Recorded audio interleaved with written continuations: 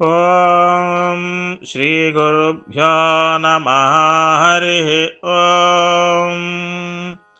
మధువాతారతాయతే మధుక్షరంతి సింధవః మాధ్వేర్నః సంతోషధీః మధునక్తముతోషసి మధుమత్పార్థిపగుం రజః మధుజ్యోరస్తు నః పితా మధుమాన్నో వనస్పతిర్మధుమాగుం అస్తు సూర్యః మాధ్వీర్గావో భవంతు నః. ఓం శాంతి శాంతి శాంతి. హరి ఓం. ఇప్పుడు నేను చదివినటువంటి ఈ శాంతి మంత్రానికి అర్థం ఏంటంటే,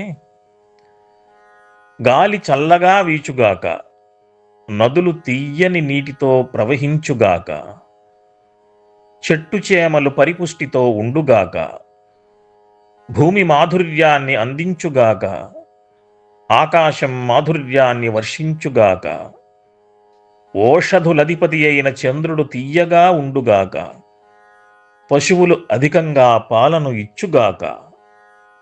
మన పూర్వీకులు పర్యావరణ చింతన వైశిష్ట్యాన్ని సూచించే మంత్రాలలో ఈ మంత్రం ఒకటి.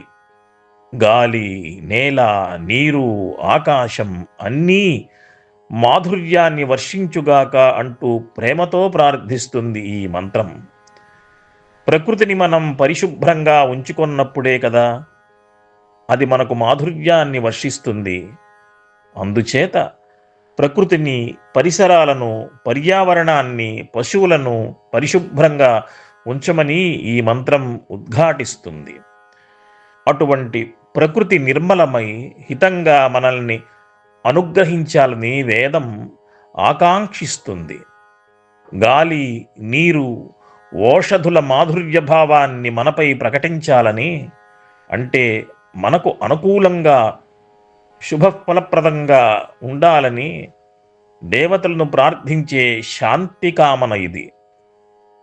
ప్రకృతి హితాన్ని కాంక్షిస్తూ మనం కూడా ఈ మంత్రంలోని మాధుర్యాన్ని ఆస్వాదిస్తూ ఈ వేదోక్తిని ఆచరణలోకి తీసుకురావాలని ప్రమాణం చేద్దామా? హరి ఓం. స్వస్తి.